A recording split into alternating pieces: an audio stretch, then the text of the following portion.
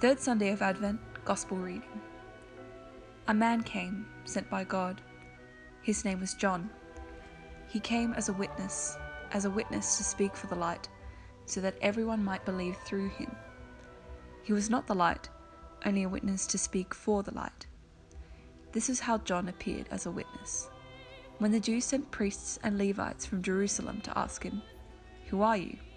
he not only declared, but he declared quite openly, "I am not the Christ."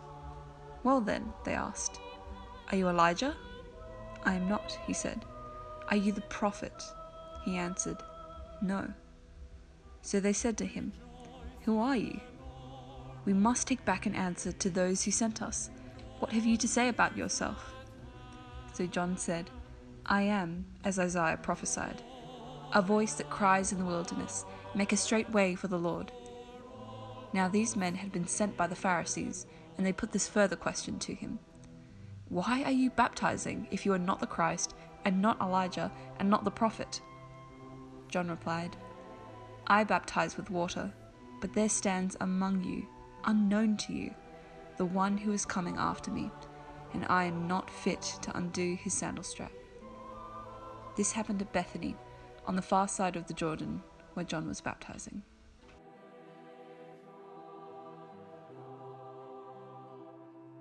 When times are tough on the field, how do you inspire hope in your players that things will turn around and that results will start come your way? Well, I believe that perseverance identifies the character in the individual and also your team. Being able to persevere in tough periods of play is generated through the courage and belief in each individual and then your team performance. It's something I always ask my players to have belief in each other and believe in the processes, and you'll come out the other end.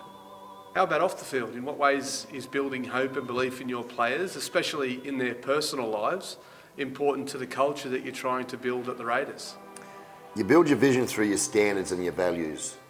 I always ask my players to live their culture through their standards. I have three things where I identify the recruitment of a player. And one is the player is going to have talent. Two, I believe that the player has to be of good character, a good person, a good bloke. And three, very importantly, I want him to be passionate about what he does. I want him to love what he does. And creates a great bond amongst the players and great trust. In this Sunday's Gospel, John the Baptist talks about preparing for the better things to come. How important do you think it is to prepare to be ready for better times when times are tough? Preparation is everything. It's something that I've learned as a young player in the NRL under the guidance of Tim Sheens, that preparation gets you ready for whatever challenge or obstacles in front of you. I think the harder you work, the better you're prepared, better prepared for anything that you have to confront in regards to the challenges. Not preparing gives you no hope.